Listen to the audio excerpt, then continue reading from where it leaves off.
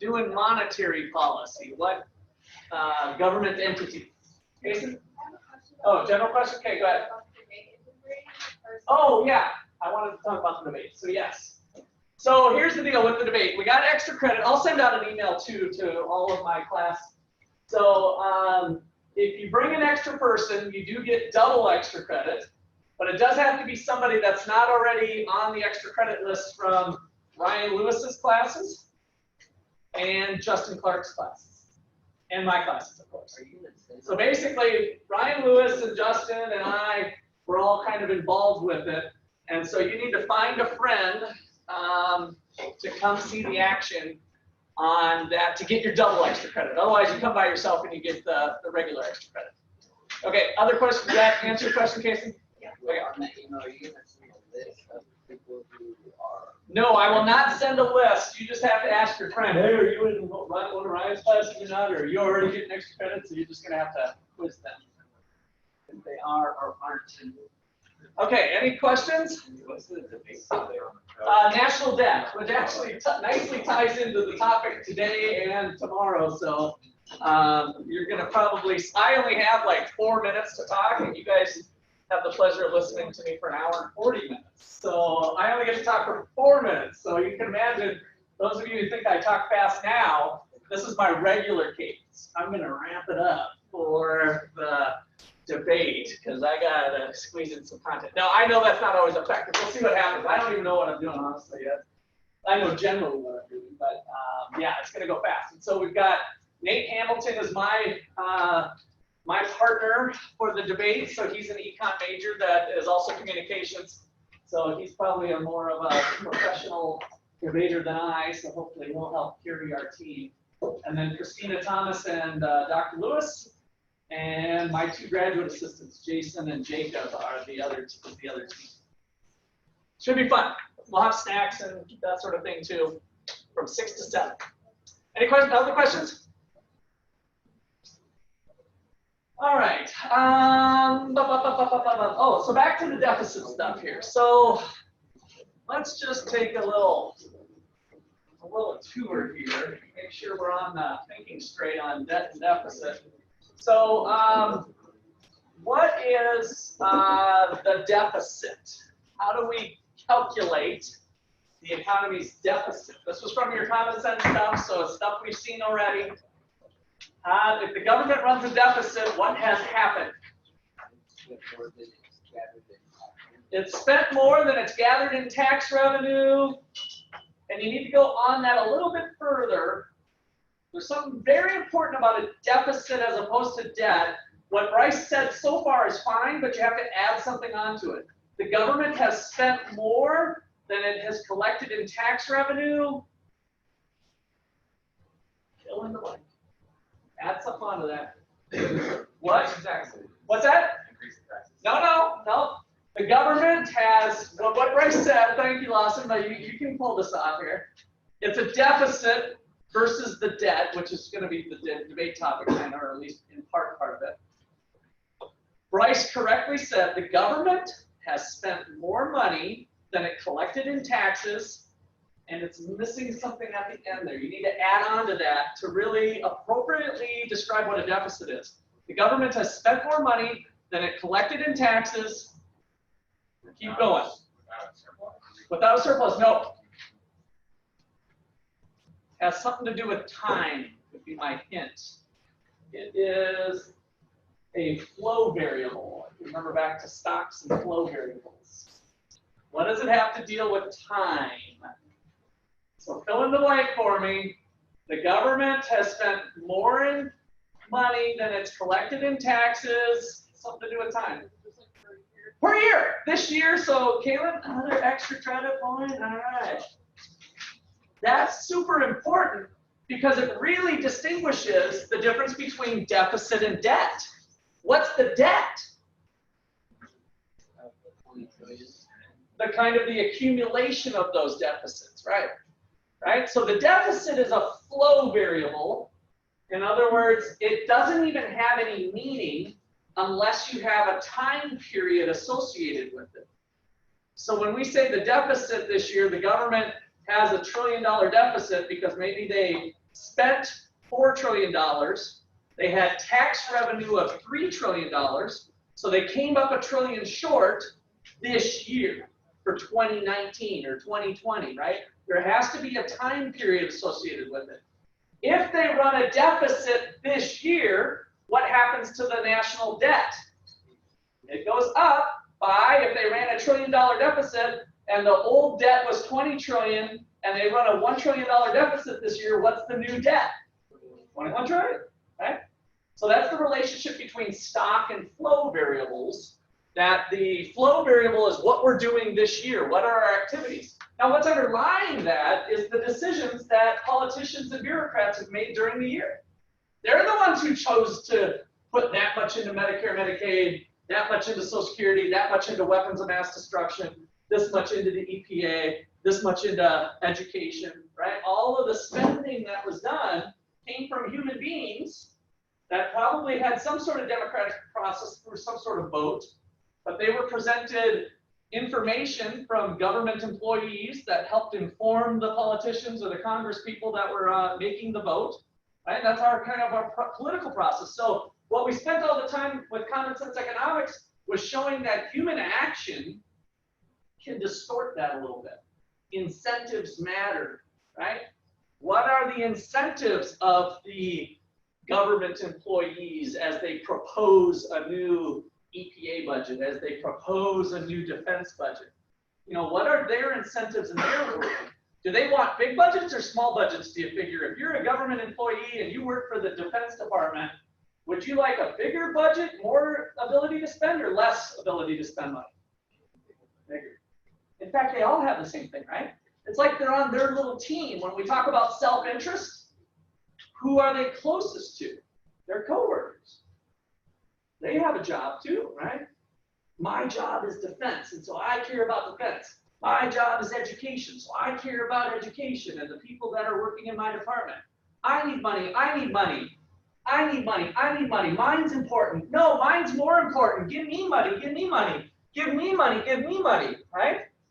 And then you've got politicians that are deciding on which direction they should go, being informed by the people who want more money. And what do politicians want to do? What's their objective?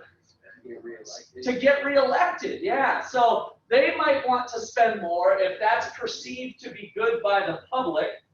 And the public might be rationally ignorant. So as long as they see a politician, well, it's so good to see somebody in there doing some work for once. Washington, D.C., they can't do that. They don't seem to get anything done. But this politician, they're at least getting some stuff done, right? And I like that they want more education. So then that politician has incentive to spend money. So we've got a lot of money being spent. It's other people's money being spent on other people.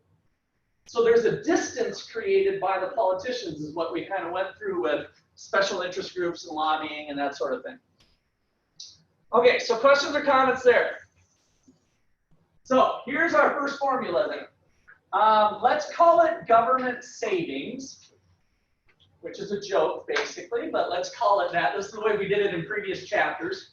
Government savings equals T minus G. So T is tax collections. And G is government spending. G is actually the one, remember, recall, so C plus I plus G plus X are cigarettes for GDP. That's this sucker right here. That's how much money the government is directing in terms of spending relative to the whole country, which we've seen on the Economic Freedom Index with your project coming up. So that's one area that you could look at. For that Economic Freedom Index, I'll go back to the freedom chart here a little bit later too. You guys can pick a country. You can pick a couple countries in Africa or a couple countries in South America maybe and look at their economic freedom scores. And why does Chile is in the top quadrant for the most free and its neighbor Argentina or Venezuela is the least free? That might be interesting. You go to Africa and it's like Botswana is a relatively more free country than than Ethiopia or Zimbabwe or some other else. So, you know, why do we have a couple free countries or relatively free ranking high, and then what are their results relative to their neighbor? That could be an interesting paper, right? So lots of different things. You could go to Scandinavia and look at Sweden if you want. I don't really care. You guys are able to pick whatever you want to do with that economic freedom. Maybe you have a country of interest for whatever reason. Okay, so government savings is this, and then the key point here is that if government savings is less than 0, in other words, it's a negative sign. If government savings is negative, what do we call it? A deficit. So that is a deficit. So the government deficit is the amount per year. So another key point here is that the deficit is a flow variable, and it creates more debt, which is a stock variable. So we've got the national debt, which has a value at a point in time, which we're going to spend a little time on today looking at that. And then we got the flow variable, the deficit.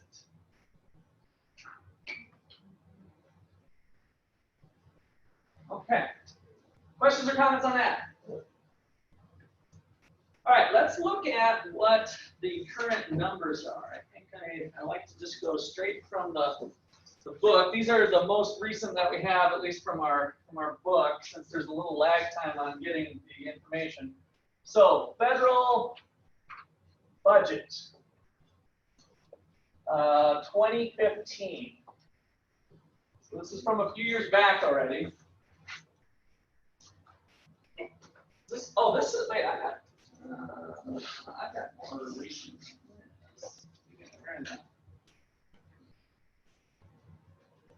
Let me see. I think I got more recent. This will work. It's about the same story every year, so it's kind of pathetic. But and I'm going to show you some real numbers today as well. But all right, I'm not seeing it. We're going to give you 2015. That's fine. Okay, it just gives you kind of a roundabout number here. So receipts. This is money in. So receipts for the government. So basically, this is the tax revenue. Or generally call it receipts because tax revenue is specifically something different. But we had receipts here. So we had personal income tax. Right? So this is April 15th, is right around the corner. That was $1.5 trillion. So Americans are going to pay in income tax, which might include some of you. You guys are usually, college students are falling into a very low tax bracket if you paid any at all. A personal income tax, $1.5 trillion. And then we've got Social Security tax.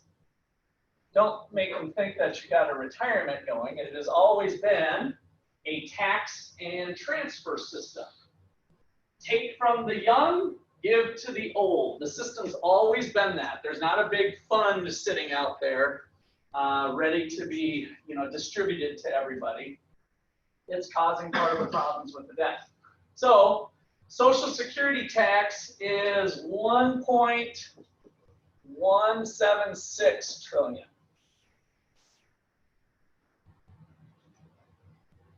So you guys are paying that. If you guys looked at your paycheck, you are paying the Social Security tax. But even if you're a 16-year-old, you're paying the Social Security tax.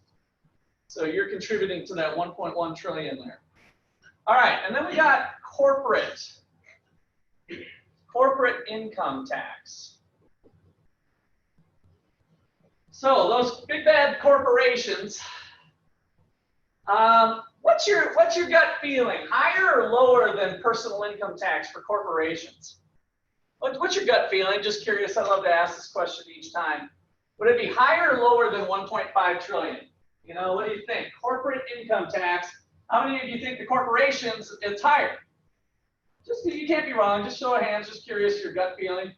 Okay. And so then lower. Okay, those of you who are lower, a little bit lower or a lot lower? A little bit? A lot lower?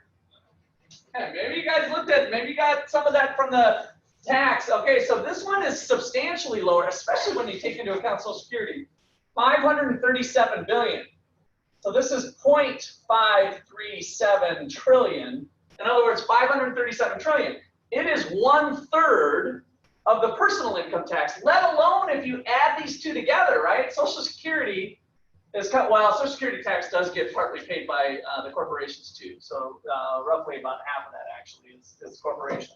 But still, about 1/3 of the personal income tax.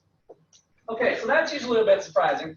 So in these three broad categories, we've got $3.514 trillion of T. That's this part of the equation here. 3.5 trillion of taxes. Okay, on the outlays side, so we call them outlays for spending because they might be transfer payments, they might be other things. So in general, we're going to call them receipts and outlays. So this is outflow. So this is basically spending of some sort. We might be spending on a person, but this is really the G side here, government spending. So transfer payments. Transfer payments are including stuff like what? What's a transfer payment? Give me a couple ideas from last week and what we've been talking about in this class. Give me an example, transfer payment. Welfare, good. Give me another one. That is one, yes. Healthcare, what type of healthcare? Medicare, Medicaid. So we've got the old folks healthcare. We do take care of our retirees or people of retirement age, Medicare and Medicaid. Medicaid, by the way, is for people that might be disabled, like let's say you got into some sort of thing or you had some disability. You've heard of people being on disability pay?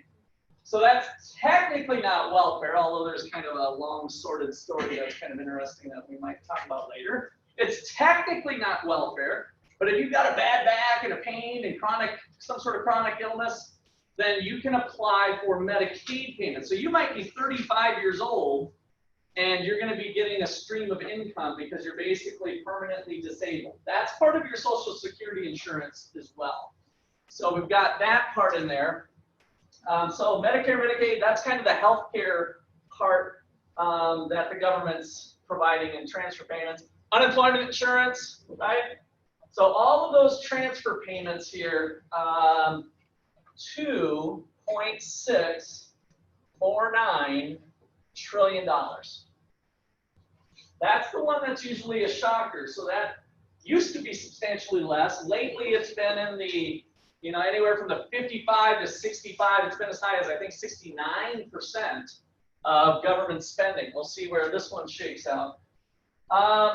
Then we've got government spending or expenditure, weapons of mass destruction on goods and services. Expenditure on goods and services, G&S.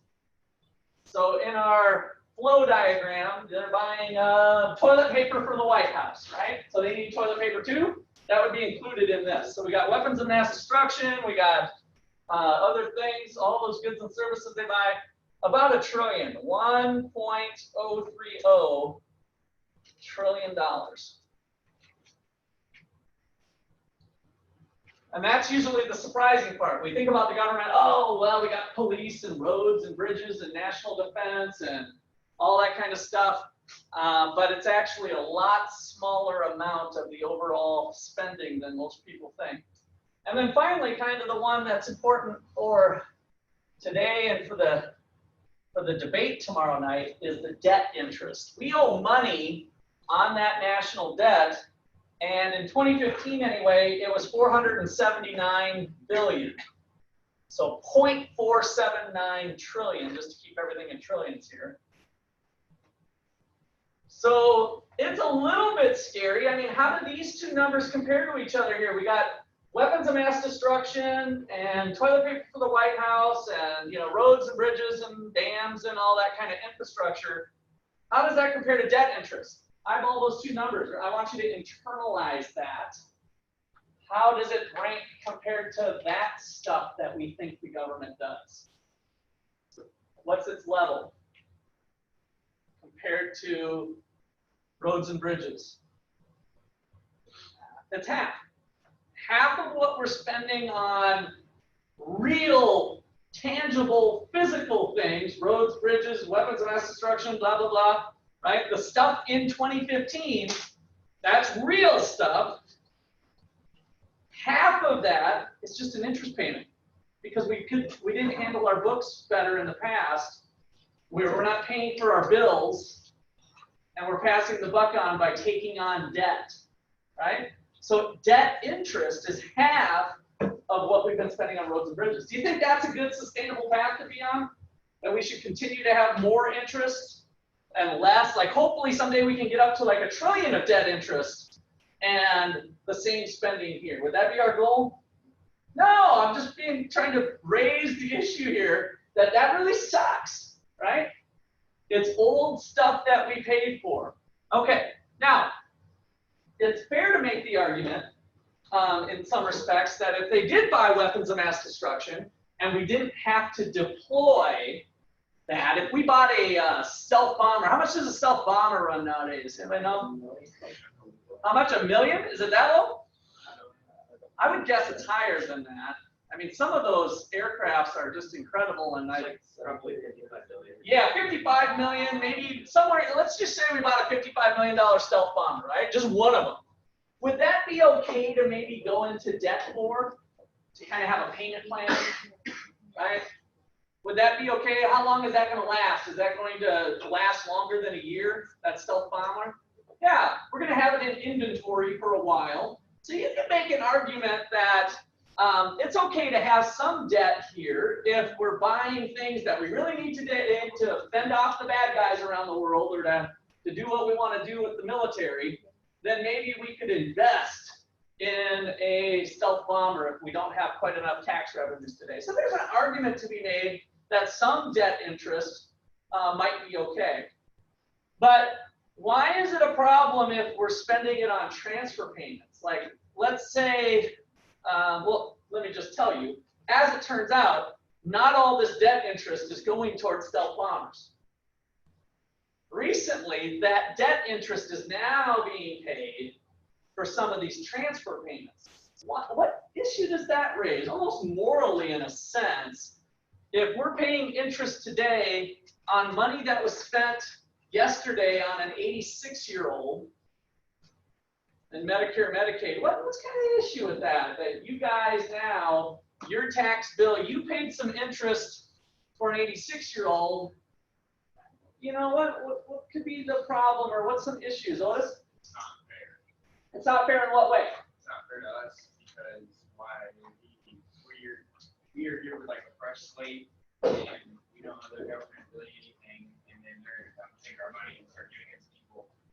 Yeah, so, you know, there's an argument to be made if we have, I mean, I don't want to make you out to be a cold-hearted person here, Otis, but, you know, can we make an argument that, yeah, I want to help grandma out too, right? And so I don't mind having some of my money be forced out of my paycheck to go help grandma who's 86, right? So let's say this year, that makes society a better place. You guys being young say, I want to live in a world where I know grandma's taken care of, right? I think there's a moral argument to that, you know, we might have other ways. We can debate that maybe the private sector, which I probably would argue, you know, could do that better. But let's just run with that that's okay. But what happens when now, instead of talking about the 86-year-old that's today, but rather what we did for the 86-year-old who died 5 years ago. And today, you're still paying for that dead person. Does that change the argument a little bit? somebody you never knew that's not in your time frame. Yeah, but you're still hoping the person who was alive, right? When they were alive, but what about the 3-year-old baby who's coming into the world? Did they get to enjoy that person? So eventually there becomes a distance, right? That you're paying for stuff. So now if I elongate that to 20 years from now, it's possible these numbers can get ugly enough so that you're paying for stuff that happened 20, 30 years ago. Your kids are going to be paying for the 86-year-old today. Does that sound fair that your kids, you guys might be cranking out some kids in the next 10 years. I see some people right in that prime range. I know it's kind of extended, but let's say when you're 20-something, you guys might be passing that bill for the 86-year-old who was alive today but died tomorrow. Your kids get to pay that person. Are we starting to see the issue that we start to create?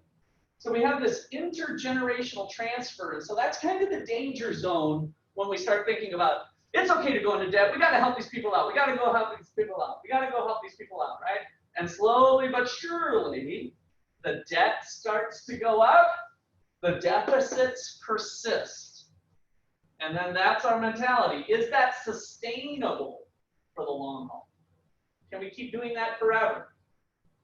No, we can't.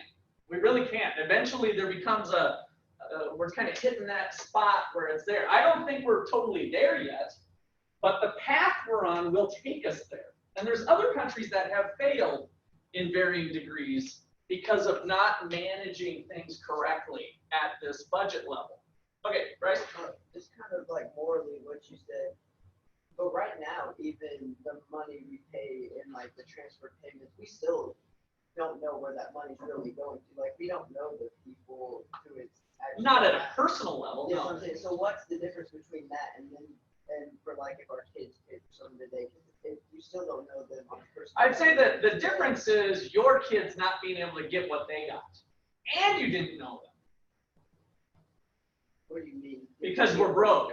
By the time we keep on this path, by the time we get to the level where it's not sustainable anymore, your kids have paid, but they're not going to get any benefit. Okay. And that's not fair, right?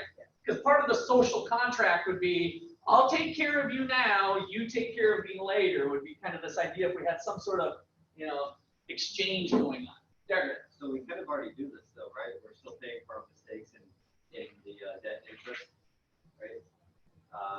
Yeah. We're paying for mistakes we made because we can't manage money correctly. Yeah, with the transfer payments, again, there could be some for the stealth bomber. So we might have some debt interest that the people in the current time frame are still enjoying. So the stealth bomber that we created 5 years ago, we're still enjoying, right? And so part of your tax burden this year is going to pay for that stealth bomber we still have in inventory. But the greater distance, the more we start to spend on transfer payments, the more it starts to get a little wonky. It's a little bit different, I think, than the notions we had before. Yeah. So what's the plan to fix it? Well, that's what we're going to talk about. There is no plan. I guess would be the easy answer. Politicians can't come to grips on how to fix it, and so they're like, we'll take care of it next year. Let's worry about it next year. It's called, you guys heard the expression kicking the can down the road? So if you heard the thing, kicking the can down the road means procrastinating and putting it off. And the reason is that there's not a sense of urgency that we have to correct it this year. Like, we'll be okay if we do it again, but we'll worry about it next year. Next year comes around, it's like, we'll be okay, let's do it next year. And then the track record that I'm going to show you later today is pretty crystal clear that that's all we do. Our current political process doesn't have a way of self-correcting because of the incentives in place. So it's just going to hurt us. Yeah, you guys are the ones who screwed. That's what I'm trying to get motivated. Yes. I'm probably going to be okay. I'm 48, so chances are pretty good we'll have it. But yeah, definitely you guys are totally screwed. Bryce. Do you think we're at the point where we can make up the national debt with the rate of interest we're paying each year at this point? No, we can correct it. It's very correctable. Yeah. I'll kind of get into that later, that we're not beyond the point of no return, but we've been talking about correcting it, for at least 20 years, since I've been teaching economics for sure. It was a problem. I was in your guys' seats. I graduated from undergrad in 1993, and that was a point of discussion, right? And so it's just the same talk every year. Another year goes by. Yep, we're going to fix it. Oh, let's have a debt limit, and then the Congress fights with each other, and then they eventually raise the limit or something. How far do you think we are from becoming a return where you can't fix this? We'll get it. I don't have that exactly perfectly calculated, but the Social Security fund runs out in 2038 roughly. So there's some other indicators. This is not my area of specialty, so I wouldn't say I've had that, but you'll start to see the implications as we get deeper into the numbers. Okay? It's already happening though, what I mentioned about dipping into your kids' programs. Like the stuff that we have on the table, we have to dip into future generations to correct to some degree. Okay, any other last questions there? So these three numbers total up to be $4,158 billion. So 4.158 trillion if you add those up, which means in 2015 our deficit was equal to 644 billion. Let's keep it all in trillions. 0.644 trillion.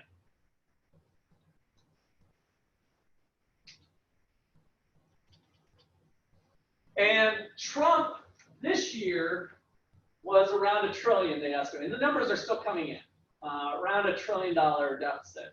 What it depends on, by the way, is like, we don't know, like people are still settling up their taxes, right? So there's always kind of a lag here of how the numbers are going to work out. So it could go plus or minus some amount, but we've been running pretty persistent deficits over time.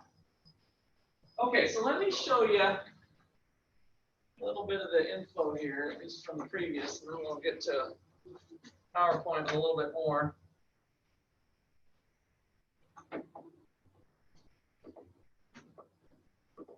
So here is the timeline that kind of gives you, this is again right out of your book here, just to give you an idea. January, February, the time we're in now, the president submits a budget request to Congress. Congress debates it and gets the budget going. The fiscal year begins, 2015 begins here. So fiscal year as opposed to calendar year. So when they're on a budget process, the fiscal year 2015 begins, and so there has to be laws passed if they're not going to have enough money and account limits. So that's kind of the process of Congress debating and trimming and then coming to an agreement. The president has veto power. So if the Congress doesn't come to terms, let's say the president really wants a balanced budget or to keep it down, not that Trump is in this position. He's all about borrowing because he was a real estate guy, right? So, but if they say, let's get this to a certain level, Congress says, Mr. President, we've done everything we can. This is the best we can do. We're going to have a $300 billion deficit is what we projected. The president can say, okay, I understand. Yeah, I didn't really think about, this and that or the other. And so, yeah, I'll support that. Or the president says, nope, I told the public I ran on a balanced budget for this year, and I'm going to veto this. You guys have to go. And if you don't get the money, we have a government shutdown. Do you guys remember the government shutdown that's happened in the past or been threatened? So that is by law. That's one of the things that can help keep politicians in check, is that if the president takes a hard line and says, nope, we got to have this done, and otherwise I'm going to veto it, then they can create a government shutdown. And so sometimes it's Congress having a little fighting match with the president, and they're like, oh, he's not really going to do it, is he? And oh, I think he will. And so then they kind of play with each other and extend the deadlines. And then ultimately, if it comes to a date where it needs to be passed, then they literally shut down the government. Now, the shutdown's a bit of a joke anyway, because all vital services are kept going. So in this last shutdown, We don't just completely shut down the military so all of our enemies can come bomb the heck out of us, right? So there's a large part. And then also even the non-essential employees, what they call essential in a way to national security, they don't have to work, but they still get paid. How about that? That's kind of cool, huh?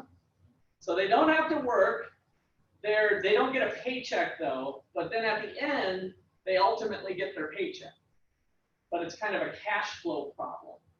So the shutdown is kind of a joke in a lot of ways. It still hurts people, like it made the media like, oh, how am I going to be able to pay my mortgage? You know, I'm not getting a paycheck anymore. Those are real issues, but ultimately that money does come through. So there's some variable costs that might get saved with a shutdown, but for the most part, the amount of spending is still there. Right? Isn't that also a good thing that they get paid for that? That way they're not just given to something that may be wrong. Yeah, I mean, how many people would want to go work for the government if they know they're ultimately not getting paid, period? How many good government employees would we have? Not too many, right? So that's kind of why they do it that way. It's like, I go to work for the government and I know that I'm going to get paid. There could be a shutdown which would delay my payment, but ultimately, it's really a contract between an employee and an employer. The employer happens to be the federal government. They're like, I promise to pay you for doing this work. It's not that they did their work bad or anything, right? So that's why they do stuff like that. And which does seem fair to me to do it that way, but a lot of people don't think about that as we go into budgets. All right, so there it is. So those of you who can see that, what's the red represent? A deficit.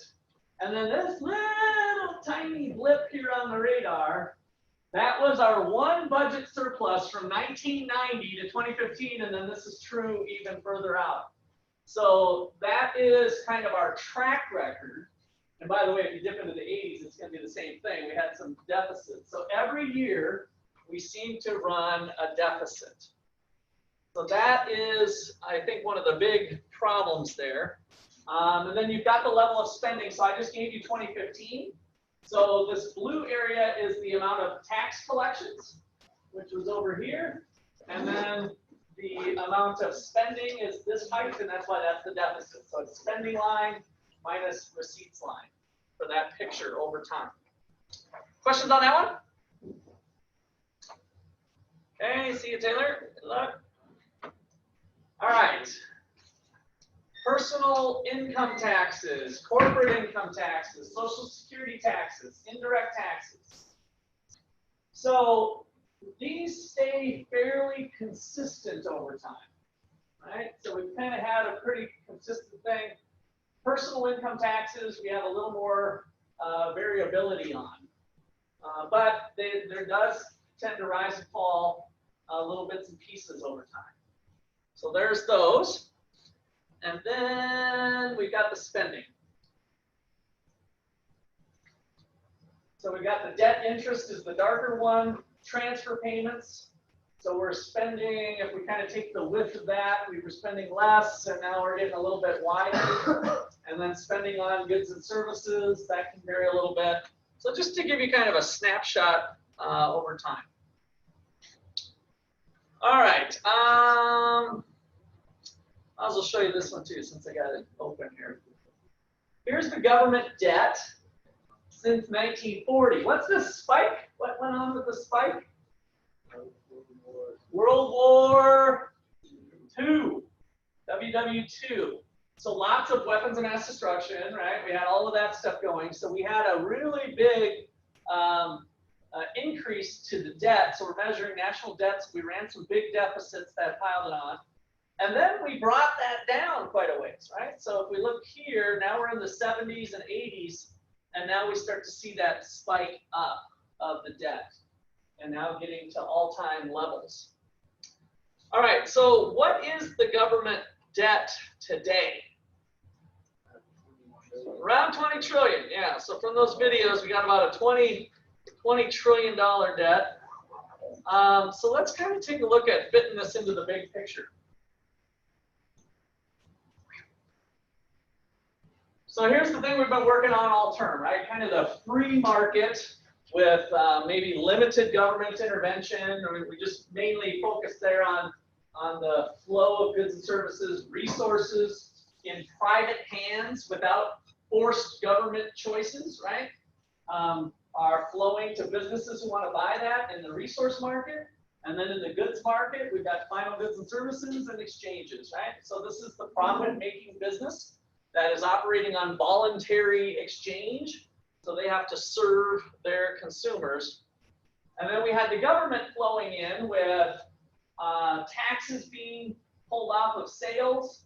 We've got the income tax that we just looked at, personal income tax, corporate income tax. So now we've got taxes flowing into the government from the resource market.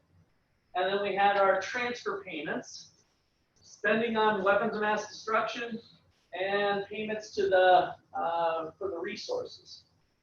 So that is our kind of picture of at least trying to map, conceptualize where does the government fit into our market-based system, and that's where they have to kind of find funds for that they're not finding enough for. All right, so then we get our cigarettes. Thinking about the entire country's gross domestic product is a combination of our 4 categories. And then we get the financial markets that we spent in chapter 24, I think, right? So now we add savings to the mix, and we add the financial system for loanable funds. And so I think we did this slide before, but I wanted to kind of tee up to kind of start to bring things together here for the final. So we have our banking system, and we can spend our money on pizza and other consumable goods, or we can do some saving. And this is approximately the breakdown in the United States. I use 90 and 10 intentionally because that is kind of at the aggregate level what consumers are doing. We're saving about 10% in total. And how that changes the United States over time is pizza goes to Pizza Village here on Main Street and then gets pooped out, whereas the savings might turn into a tractor for a business or some other machinery that now has a lifespan. So when we think about our cigarettes on a given day, we can choose a tractor or a pizza. And so it's just going to fall into one of those categories, either the investment category or the consumption category. And so today, it doesn't matter, but tomorrow, as we've discussed, that turns into a productive asset. The stealth bomber is still usable tomorrow or 5 years from now. So all of that form of capital ends up being able to be used by a future generation or the people that are alive the next year. All right, so the wealth of nations is kind of this transfer as we move through time and growing wealth. We have the crowding out effect. So this is what we're focusing on this term, right, or this chapter. We did private savings before and foreign savings, so we're going to bring this in also a little bit today. So foreigners, when we run a trade deficit, what has gone on? We've imported more than we've exported, which causes the Chinese to need to do what? Buy government bonds or save, somehow invest in the United States, which is a good thing, or can be a good thing. That's why trade deficits, unlike with President Trump, if he's not just bluffing, certainly don't bother me at all. We can have trade deficits, no problem. It's all going to wash out in the accounting. We're going to have basically foreigners investing in the United States, which might allow us to buy more tractors. Well, that's okay. No problem with that. So U.S. investment of stealth bombers and tractors is a function of what the private sector does, what the government does, and what foreigners do. Okay, so now I want to think about the taxes. So this chapter, this is a section right out of your book here on what happens when we tax income. So I've got the labor market, labor supply, labor demand. This is the picture we did back from chapter 23. And so we have some wage between business or households that want to go to get a paycheck and businesses that want to hire them, right? And so what happens when we have a tax? Our households, if we have an income tax, are they getting as big a paycheck as they used to? If they were making $1,000 and now there's a tax, they make less. Is that going to induce them to go to work more or be a deterrent? Be a deterrent, work less. So that's kind of what we're seeing here in equilibrium, is that the amount of the tax is going to cause a wedge between what the consumers or what the workers are getting and what the employee is actually paying. So for the employer, the tax is going to cause the wage to rise by 5, and then the government's going to get the difference. So our new equilibrium with the tax is going to be less people employed, less people working. It is going to raise the amount the employer pays, and then the employee gets the after tax, right? Your net pay rather than your gross pay. Your employer paid you 35, but the government took their bite out of it, and now you're left with 20. So that is our impact of what a tax looks like in our market. Questions on that so far? One of the key takeaways with taxing is that we might be inclined to say, oh, let's not tax people, let's tax the corporation. Let's tax the corporation an amount to do it. So let's do the corporate tax. If we do that, then can the corporation afford to hire as many people as it used to? No. And so here's how, long story short, how it ends up working. I brought my golf club today. If I instead tax the corporation but not the individual, then the corporation is only going to be able to pay something less, and it's going to drop the supply with the tax curve and make that basically get the same result. So ultimately, the big lesson with taxes is that both the consumer and the producer, or in this case, the employer and the employee, share the burden of the tax. The employer got a bump of 5, they have to pay more to hire people. The employee used to get 30 in a free market, but now they get 20. So each one of them have shared the $15 tax. Okay, questions on that? So everybody shares the tax. It doesn't really matter if we tax corporations or we tax individuals. All right, so there's our bucket. In terms of our bucket theory, we got less people working as that one goes down.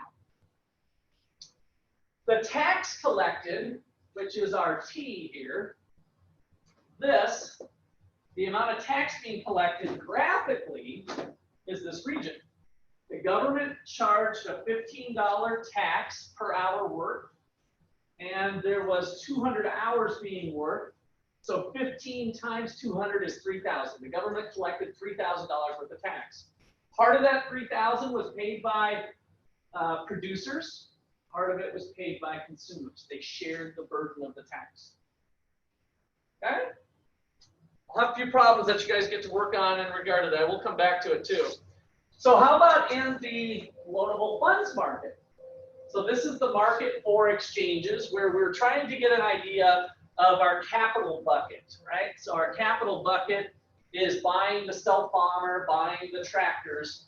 Our primary borrower is businesses, and businesses are doing that. Now, we also learned with the crowding out effect that the government, and now especially getting into this chapter, the government is a pretty big borrower also, right? And so this demand for loanable funds is a combination of businesses and government. If the government's going out and buying stealth bombers with these IOUs, then it's not too bad, right? Maybe we got something there. But if they're doing transfer payments, maybe we got something a little different because that money is not going to be productive next year, right? It's not the same type of investment that a stealth bomber is. You could probably make a few arguments that, oh, well, if it went towards helping somebody out, and that helped them recover, and then they became a productive part of society, and they got a job, and they helped contribute to the GDP. Maybe we can make kind of a stretched argument like that. But it's not the same argument as we know with the stealth bomber, where we're actually investing, getting a rate of return of national security for the money that we're borrowing. Similar, that's what the businesses are doing, is they're going out and buying a tractor, and then next year they have that tractor to use to raise crops, and so they're engaged in the market economy, making a profit, making corn that we can buy for $5 a bushel that ends up in our tortillas when we go to the Mexican restaurant, right? So there's a rate of return when the business has a corporate bond and borrows for the tractor. It's really an investment. So that type of borrowing has some economic justification in terms of its productivity. So if the government didn't run a deficit with the transfer payments, it wouldn't be a problem then, would it? Well, there still can be problems, but it's probably less of a problem if it's the story I was being told. What are the three functions of government, as long as we're on this here, that we did it last week? Protective, productive, and redistributive, right? So the protective and the productive, right, are kind of in this, but we're really thinking about with the stealth bomber, there's production there. Like if we keep our nation safe, are people more productive knowing that they're secure? Of course, right? We learned a big lesson with the 9/11 stuff, that really, all of a sudden people are freaked out, like when's the next attack going to happen? So that can impact our productivity. So that's a productive function of the government to provide national defense when it's needed. For an example of productive function. Can they buy, though, too many stealth bombers? Yes. Yeah.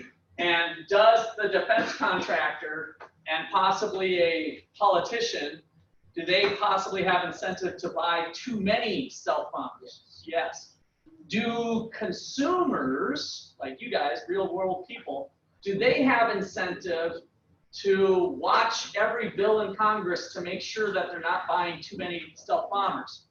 No. Right? That's the whole reason we spent so much time with that, is that the incentives are kind of screwed up. Consumers are likely going to be rationally ignorant, which then allows the politicians and the defense contractors who have lobbying money to spend more than what would be optimal. So instead of, we have 10 stealth bombers, should we buy the 11th? The 11th might have been a waste of money, right? It was like, are we really getting the benefit out of our $55 million stealth bomber, or is 10 enough? Well, if we have rationally ignorant consumers, and we've got defense contractors and politicians that say, let's buy it, we usually have more stealth bombers than what's optimal, right? So that's the pattern, and that's now being reflected in our deficit that I just showed you. What I just explained to you makes perfect logical sense that the United States looks like that red budget deficit all the way through, because at every level of government, at potentially every level of government, my little stealth bomber thing is playing out at all levels of spending. Okay, question, Derek. Oh, I just looked it up. It was 2.1 billion for a stealth bomber. 2.1 billion. I thought it was maybe more expensive. Now you're going to lose a point for looking up. Remember, you're not supposed to use your phones, but that's kind of some cool info. Okay. So yeah, remember, don't stay off your gizmos during lecture time. I always have a few, but thank you. That's a hell of a lot higher than 55 million, right? 55 million versus Derek got 2.1 billion. It's also like 500. How many hundreds of $100 million, how much does it take of $100 million bills to make 1 billion? 10! How much does it get to get 2 billion? 20. We were 20 times off. We were 40 times off because we said 55 million. We underestimated. You see how even me who studies this, right? I don't pay attention to stealth bombers, right? So are they really looking at those dollars closely? Are they operating efficiently? I say no. Why? Because I look at this graph, and that makes a heck of a lot of sense. Rationally ignorant consumers and politicians and defense contractor type lobbyists of all varieties. I'm kind of picking on stealth bomber and defense contractors, but I mean every level of government It's apparently a disease we have that's persisted in our process. That probably ought to be changed because this track record stinks. Okay. Questions, comments there further so far? All right, so that was dealing here. So when we tax the capital market, we get the same thing. So when we have interest being taxed in this capital market, the savers are grandma and grandpa, right? And people who want to save their money. If your interest that you earned on your $100,000, so this is how the real world works. If you invested $100,000 and you made $10,000 worth of interest, right? You had a 10% investment of some sort. That $10,000 is called interest income. And you're going to have to file that with your personal income tax. That's not just your work that you did, it's also your savings. So now you made $75,000 at your job, you're going to pay tax on that, plus $10,000 worth of interest. That's your taxable income, right? So interest income is going to have the same thing. Does that make you want to invest more or less when you have an income tax? An interest tax in general. If the government raises an interest tax, do you want to invest more or less? Less. It's a deterrent again, right? And so that's what we're seeing here. We're going to change our behavior and invest less. So the savers and the demanders, the savers now are getting an after-tax rate of return. They used to get 4% in a free, they used to get 3% in a free market. But now they're getting the, let's call it the bank, and the lender is paying 4%, but because of the tax, they're only getting 1% after tax, right? So the after-tax effect is creating the same thing that we saw in the labor market. And that's, of course, causing our capital bucket to fall. People aren't putting as much money into savings. All right. So in the United States, we have a combination of sales taxes and income taxes. And this was an older study back from 2003, but it's still kind of held up today, although there's, of course, changes that go on. But just to give you an idea of what the United States looks like compared to the rest of the world, we've got the blue as the consumption tax. So that is our sales tax. They call it a consumption tax because there's a few other goods that you can use. So tax on what we consume, or the sales tax that gets hit at Walmart when you buy something, right? So on average, Americans face a 13% consumption tax. We already know you go to Walmart and it's basically 10 here in Kansas, right? 9 to 10 depending on where you're at. And so then there's other consumption taxes that are buried into some other goods. And so overall, we've got about 13%. And then we've got the income tax for, again, kind of the average American falling in the 32% range. So you make $100,000, $32,000 of it is going away to the government to do the stuff that we've been talking about here. $32,000 is what you paid to pay for this. Most of it was Robin Hood stuff. And then we bought some roads and bridges and weapons of mass destruction. And then, of course, we had interest on the debt. So that's our breakdown in the United States. United Kingdom, and then our socialist friends over in France. That's the total impact. All right, so you are really funding up a lot. So as you move to a more socialist type of system, by that we mean the government owns more or less property for the nation. More, right? So it's government controlled or government owned resources. Socialism is the idea that let's let the government own more stuff as opposed to individuals, and therefore the individuals are going to face a higher tax burden with their paycheck. Okay, so that's just kind of a quick glimpse of a few different countries to think about the combination of consumption and income tax. All right. Here's 2011, which, by the way, this was so this is the same thing I just went over with you before. For 2011, so we had a deficit of 1,322 billion, otherwise known as 1.3 trillion, right? So 1,322 billion is 1.3 trillion. And you can see that the numbers are pretty similar to what I just showed you for 2015. So that pattern has been kind of persistent over time. And then depending on how tax revenues are doing, our outlays have been kind of similar and causing the deficit to rise or fall over time. All right, so does the size of the debt matter? All right, so I'm going to show you some different numbers. This was the government debt in 2011, July 31st, 2011. The total federal debt was $14.3 trillion. What was it today again? 21, right? And a little over 20. So the total debt, 2011, how many of you were alive in 2011? Show of hands. Oh, good. I just want to make sure you got good circulation in your arms. So you guys were alive just 9 years ago. 9 years ago, 14.3 trillion. We're at 21 trillion now. So you guys do the math. 9 years. Let's see. 14 trillion. Now we're at 21 trillion. That's about 7 trillion that's been added. So each year over 9 years. So these numbers are starting to make sense, right? That these deficits have continued to add to the debt, and that's where we have where we're at. Okay, so our few distinctions here on the debt. I'm going to go to a different slide to show you this here.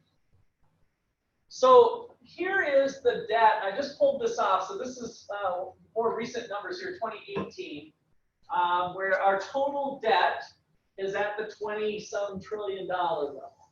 So in 2018, we've got the 20 trillion. And then the green is intergovernmental debt. The blue is public debt. What do you think intergovernmental debt is? Intergovernmental. Just kind of piece those words today or together. What do you think that would mean? What's your guess? Intergovernmental debt. Like an IOU. It is an IOU between who? Between the government and the Against different branches of the government. Yeah, the government and itself. It's a government loan to another government entity. So the Social Security system is one of the primary lenders to other government entities. It's like, oh, hey, we can't pay our bill. Oh, the Social Security system, they've got some money sitting there. Let me just do a short-term loan from one area of the government from another area of the government. Now, from an accounting standpoint, at the macro level, that just washes, right? I owe you, you owe me. We're looking at the kind of top level of all government debt. Does that type of debt really matter? Not in the looking at the bigger scope of it. I mean, there might be problems of one government agency can't fund itself for whatever reason. It's usually a short-term loan, by the way. But part of the debt that we have out there is this intergovernmental debt. And so that's kind of an accounting function. So that rarely gets brought up in the media, but it probably should be subtracted out if we're really trying to think about the burden that we have as Americans around the rest of the world. And so if we subtract that out, now we're coming in here at around this 14 or so trillion once the intergovernmental debt is out of there. Does that make sense? Questions on that? Intergovernmental debt. You can see it's about kind of a similar band, right? Check it out. Public debt's here, and here it's like, oh, okay, there it is. And then, whoops, now this one's gotten really big on the public debt. So the national debt can be broke down into these areas here. U.S. investors. And this is from, what date do we got here? End of June, but they didn't give me a date. But this is more recent, within a year or so. So the total debt, $21 trillion is what they're reporting here. And so U.S. investors, so Jamera, if she owns one of these, right? If she owns one of those, then she's in this group, okay? Now, does that matter that much if we think about the government going into debt? When they have to pay back debt interest, who does it go to? The investor, and the investor is American Jumeirah. So Trump writes a check for, how much do I owe you this year? $50,000. So Trump, the federal government, owes Jumeirah $50,000. What are you going to do with your $50,000? You're going to reinvest it, right? So she says she's going to reinvest it. What if she bought a house? If she went and bought a house, it's still an investment. It's still going somewhere in the American economy, right? She could go to Buffalo Wild Wings and buy a whole bunch of chicken wings with $50,000. Then Buffalo Wild Wings has the $50,000. Remember the whole spending thing that we did with the money supply and all of that? So my point with all that is that when we're looking at the government overall, you might kind of say, well, as long as we owe other Americans, who cares, right? It doesn't seem to be as big of a deal. If I just owe another American, then we're essentially taking it from an American taxpayer, and we're taking this interest here of $500 billion. I take it from one American, and I give it to another American. Now, you might not like that because she's a rich American. She's got a net worth of $10 million, right? And so Jumeirah is getting part of that. We're taking it from poor Jasmine, who's struggling along. You know, she's got 3 kids, and she's doing pretty good. She's making $40,000, but we're going to tax her. And part of that payment that we take from Jasmine is going to go to Jumeirah, who owns it. But it's still American to American, right? So we're kind of like, maybe that's not so bad. Right? You guys with me on what we're thinking about at the macro level? That it's at least staying with the family, right? If we're thinking of the Americans as kind of the group we're trying to target. Did I see a hand up? No? Good? Okay, so the Federal Reserve, who's that? Who's that? Who's that? The Federal Reserve. Who is that? I'm saying that this is who owes the national debt. When we say the Federal Reserve has 2.3 trillion of it, who's that? What entity? What bank? The central bank, the big bank, the big Wayne Angel chair, Federal Reserve Board, increase the discount rate, the required reserve ratio, all that stuff that you guys thought you could forget, but you're going to need to know for the final a little bit. Right?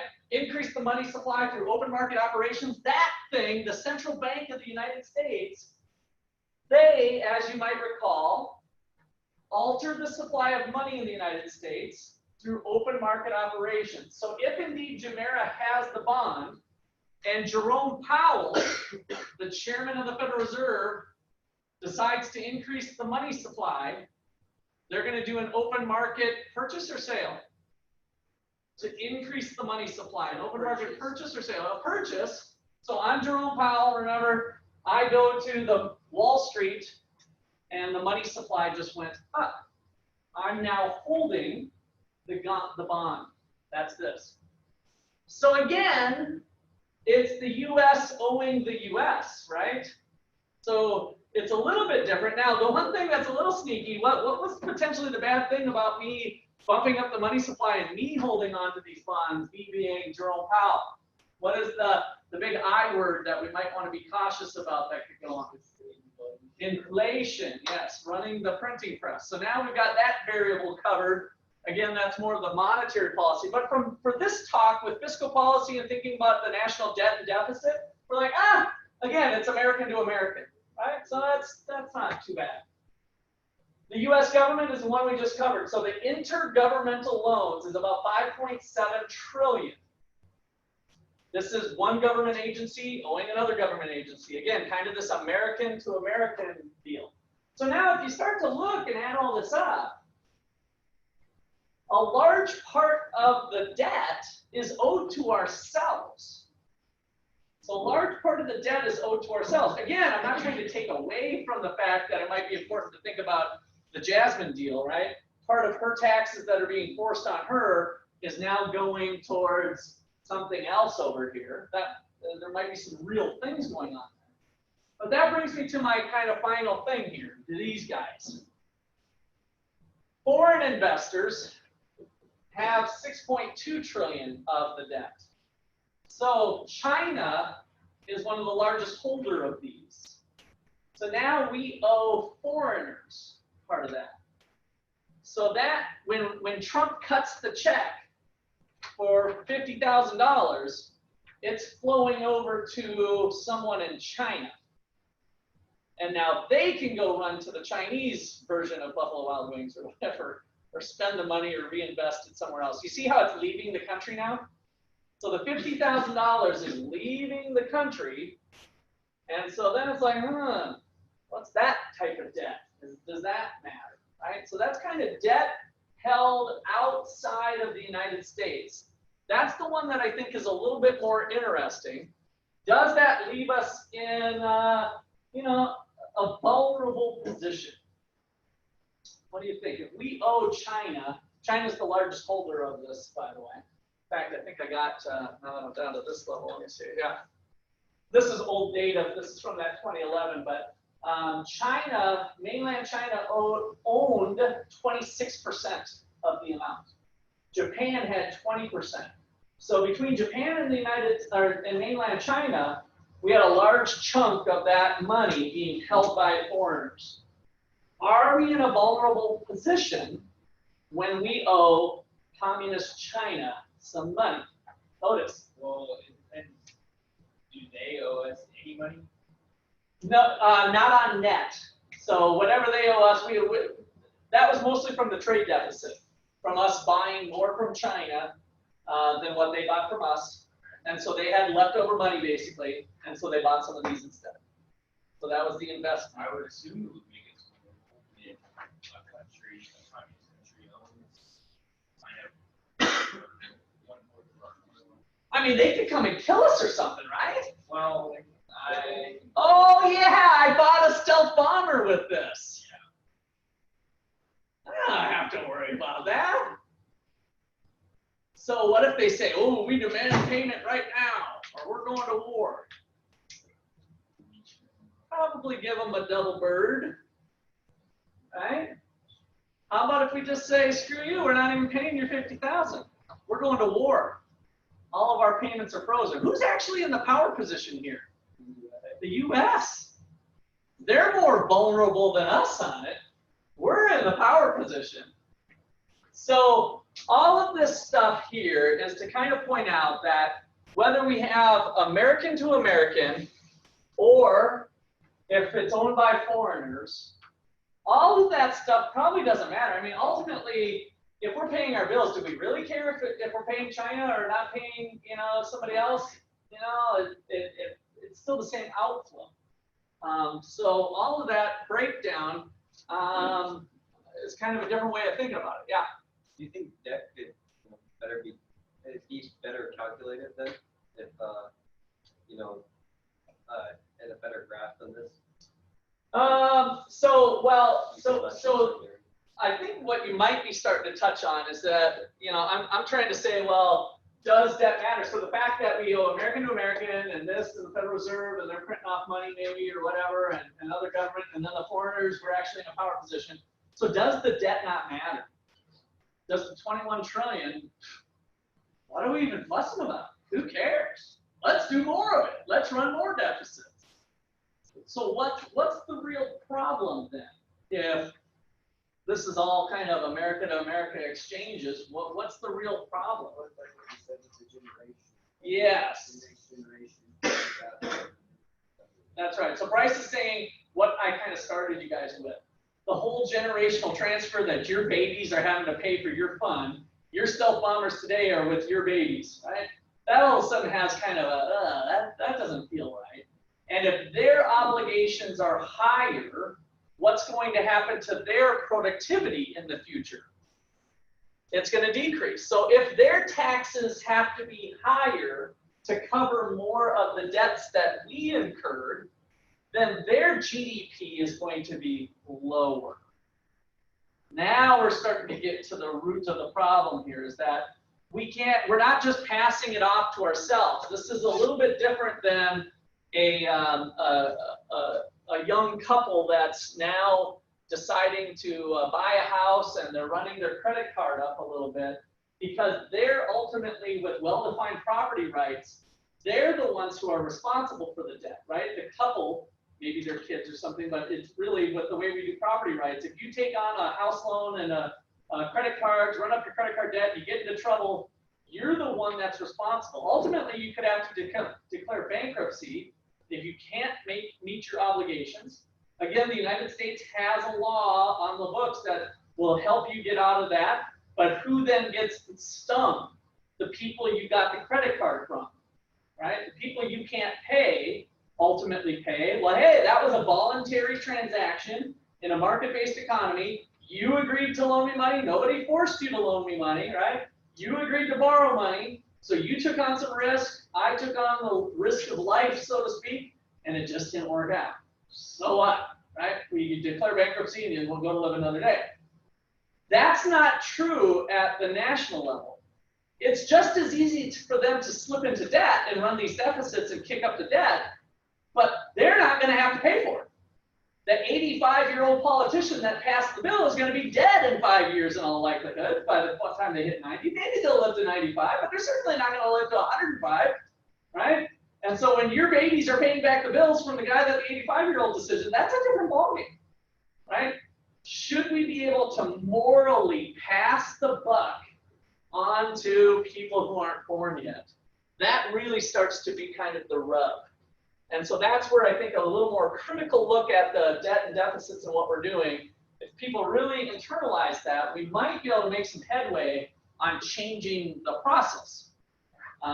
Right now, regardless of whether we have Democrat or Republican or anybody, you saw that 40-year track record, something's broken. We're not getting somewhere. There's not a sense of urgency for change. Okay, questions or comments there? Okay, so let's see. I wanted to make sure I got that. Okay, this one we can skip. Okay, so from 2011, we can do this on.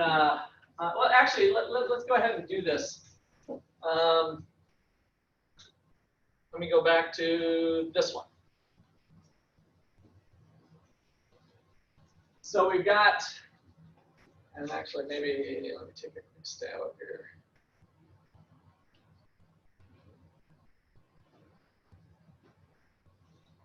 Yeah. So if we take the debt held by the public, thinking that let's just get rid of the intergovernmental loans part and just look at the outside, whether it's held by China or whether it's held by Americans. That's the part that we're really hung out to dry on. And so from this, we've got those three numbers added together. Well, I should say U.S. investors and foreign investors. These two numbers added together is the debt held by the public. And so on your notes, let's go ahead and write out in all its glory the debt at, let's see, 6.89 is the U.S. public debt, and then 6.21 is the foreign debt. So we've got a total of 10, 11, $13.1 trillion. So what I'd like you to do is write the debt out in all its glory. 13.100, that's a billion, 000 is a million, 0.00000. We don't really ever write it out in all its glory. That's why I want to do this here. So let's see, that would be, that's like $1 million, $1 billion, $1 trillion. So you need to have 3, 6, 9, 11 zeros following the 13.1.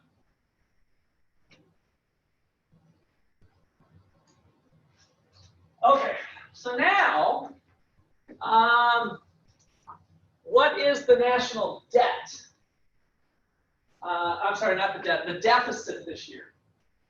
So the deficit this year is expected to be, I think it was 1.1 trillion. I'm trying to put it in more current terms. I might be a little off, but it won't really matter for my exercise. So that's the national debt held by the public.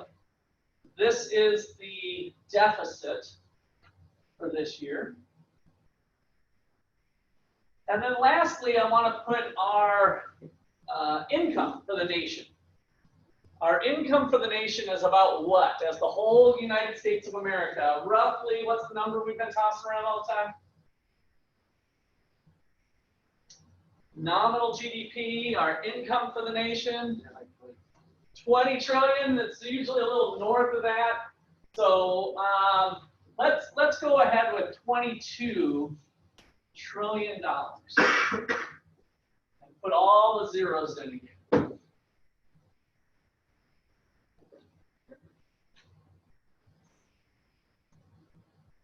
Just put this thing out first.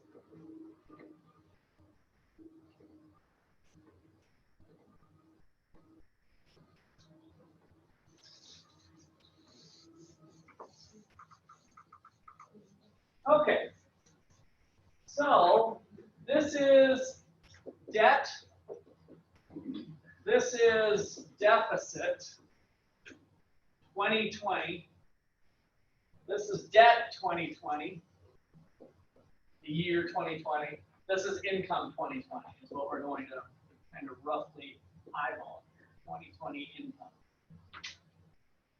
And when we start talking in the trillions, it's like, I don't know, what's $1 trillion?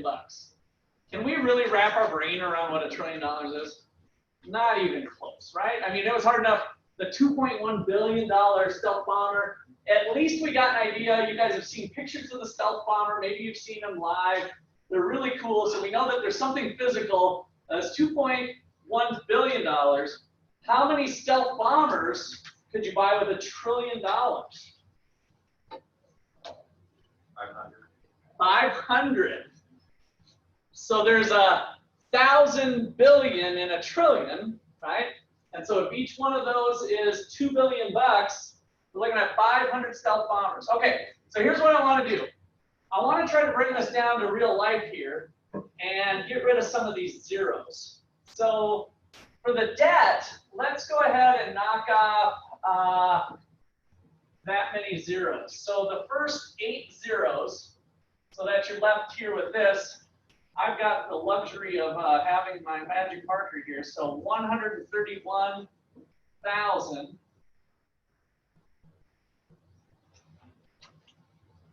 And then do the same thing with all of these. Knock off the zeros.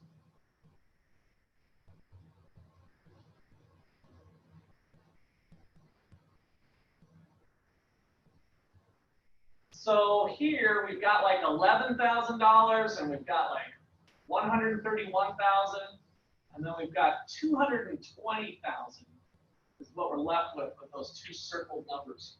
Shouldn't the debt be 20 or 20 trillion? We knocked out the intergovernmental debt. So we knocked out that. And the Federal Reserve, intergovernmental and the Federal Reserve.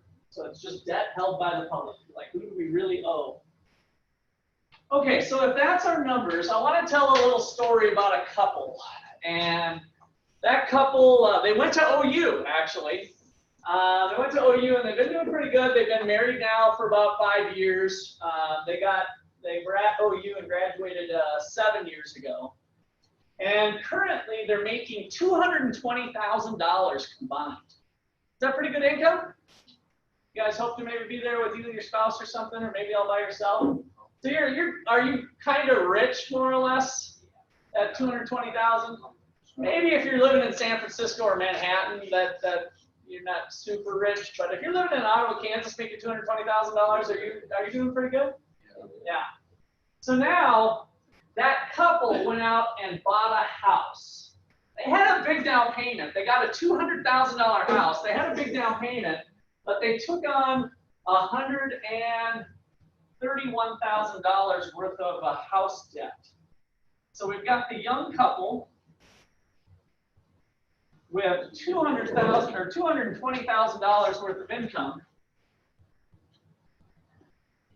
$220,000 worth of income, and they're going to get a $131,000 house debt.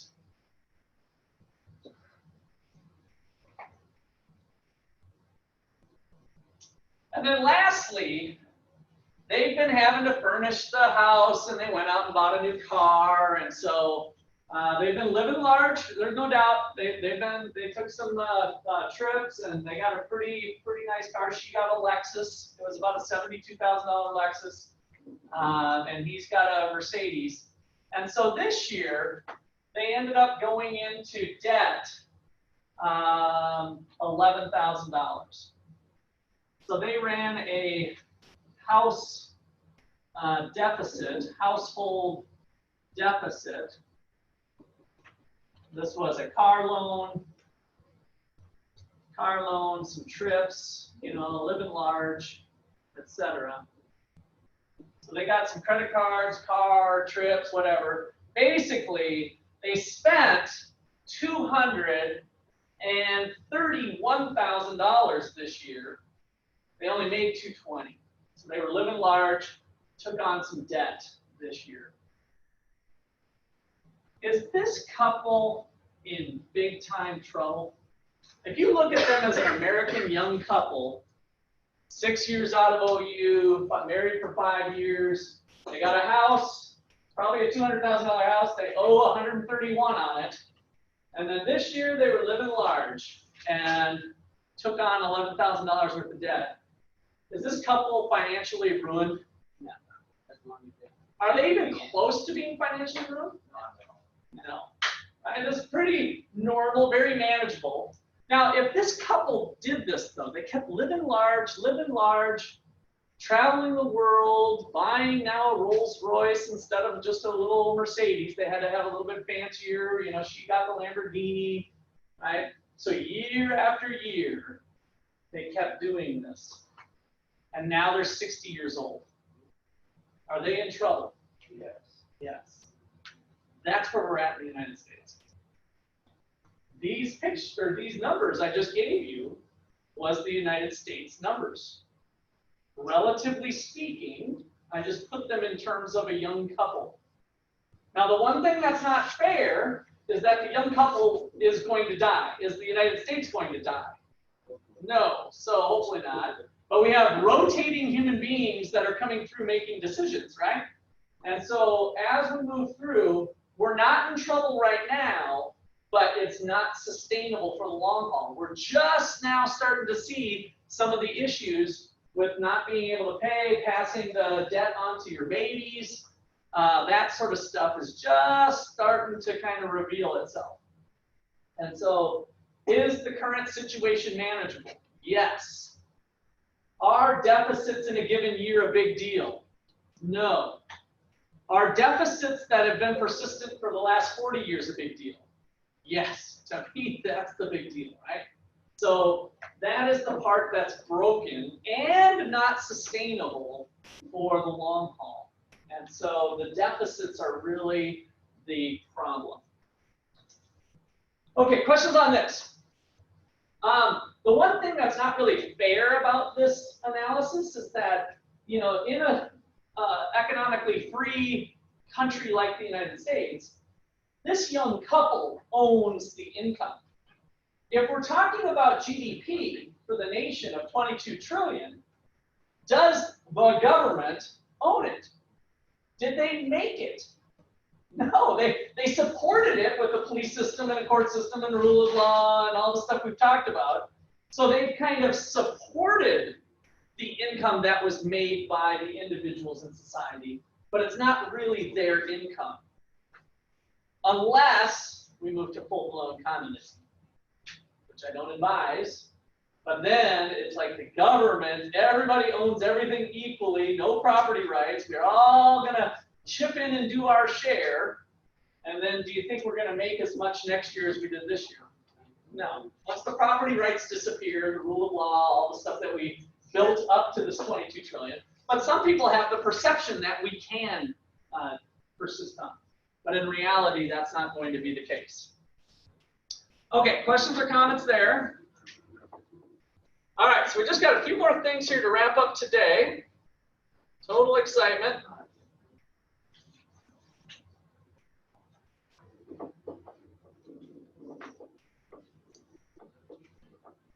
Okay, so the last thing I want to leave you with is a proposal called the fair tax. And so it's been proposed that we have currently 32%, if you remember the data I gave you earlier, 32% is roughly income tax, and 13% is at the cash register, right? Consumption tax and income tax. And so that's the T and the G, the way we have currently. And so I want to kind of give you a thought exercise here. And suppose we have, under the current system, $100,000 worth of income. We have an income tax of 20%, leaving me 80 to spend on whatever I want to. I go to the Walmart and I buy some stuff, and I face a 9% sales tax, giving me stuff of $73,000. Right? That's kind of our current system on the way it works with being able to spend our after-tax income. So what if we wiped out the income tax? What if we abolished the IRS? No more Internal Revenue Service, no more income tax. There's the people who don't pay income taxes, because they're still paying taxes in the sales, even though they're not. That's right, yeah. So that's one of the issues that can be overcome in a different way. Yeah, that's right. So with sales tax, what if we shifted all the taxes at the cash register? Economists have been advising this for a long time. In theory, it could be revenue neutral. So imagine that when your employer pays you a $1,000 paycheck, you actually get $1,000 in your hand, right? Zero income tax, zero Social Security, nothing. Whatever we pay is what we get. And instead, the government collects all taxes at the cash register. At the end of the day, you end up getting $73,000 of the stuff just the same way. The government gets $26,606 of taxes. So it's a revenue neutral policy change on the front end. So there is a tax rate in theory that exists that would do this. They estimate it to be around 23%, but that can change as we go through time. So this policy measure is called the fair tax. And the key things it does is it unravels what I started you off with the income tax. We lost, this is supply of loanable funds, we lost capital. And so now if the income tax goes away, we're going to go back to the free market. And so we're going to have more capital, more tractors. We're going to have more labor. We're just going to unravel the income tax. And so we're going to have more incentive to go to work when you're having more in your paycheck. So the fair tax is kind of a fun thing that evolved. I used to have you guys do a project, but now we're doing the Economic Freedom Project. The reason I've been discouraged, I've been promoting this thing thinking I was going to change the world, and it hasn't changed. This didn't go through, but it's still kind of a fun thing to talk about. And I think it kind of highlights why we learn policy and taxes and stuff to see if some other system could possibly work, right? But doesn't that still hurt the people in poverty though? Because they can buy less stuff and are paying more in taxes than they would be. Yeah, so so this is the fairtax.org. There's little videos and different stuff for it. Again, I'm not going to spend too much time on that. So how it's progressive. So our current tax system is a progressive where the rich pay proportionately more than the poor. And so Bryce's question is right on. And so how we're going to do that is everybody's going to get a paycheck from the government. I say paycheck, but it's really a prebate. Have you guys heard of the universal basic income concept, where everybody gets a check? This is not that, but it is kind of similar. What the government's going to do is prepay for a minimal amount of tax that you have if you were poor. So for the poverty level of consumption, A family with 2 children is going to get a monthly check in the mail, as long as they have a social security number. The family's going to get a monthly check of $564, which essentially is prepaying the tax you're going to face at the cash register. And so the poverty level with a family and 2 children is $29,000, and which means you have an annual amount of the 26% tax of 6,000 or 23% taxes of that amount. And so that's how we address the problems with the poor. All right, so it's kind of a fun thing. That ends up being the tax system. We'll pick up there on Wednesday. So what's the opposition? Good question. All the entrenched interest, I'd say, is the opposition.